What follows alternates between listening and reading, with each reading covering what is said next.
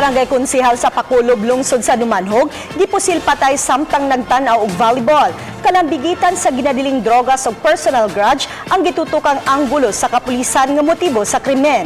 Ania ang exclusive report. Nakahiagom og samad pinusilan sa iyang dughan og ulo si Joselito Aninion alias Suma, 34 anyos, konsehal sa Barangay Pakulob. Gipusil ang biktima makaduha ka higayon samtang nagtan-aw og duwang volleyball sa Barangay Ilaya sa Maong Lungsod pasado alas 6 kagabi. Gisuwayan pa pagdala sa tambalanan si Aninion apan gideklarar nga dead on arrival. Kalit may duol wa mailhi nga tawo naka-bonnet o naka-helmet sa way pagwaduha, gibirahan siya ditso. Kunya dayon sibat ang tao.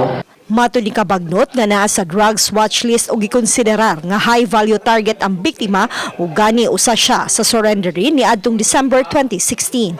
Gawas sa kalambigitan sa illegal nga drogas, gisusi usab ang gihong daghang gikaaway ni Aninion, lakip na ang iyang gikasunging paryente ug kauban sa trabaho. Duna po ni siya reklamo gikan sa iyang kaparyentihan nga iyang gikulata. Duna po ni siya mga report diri nga gikasumbagay po sa kauban na po niyang mga GO. Notado po niya siya nga ating pamaligya po kinidali drogas kaniadto. Uban ni Renante Quinones, Chona Carrion, Balitang Bisdak.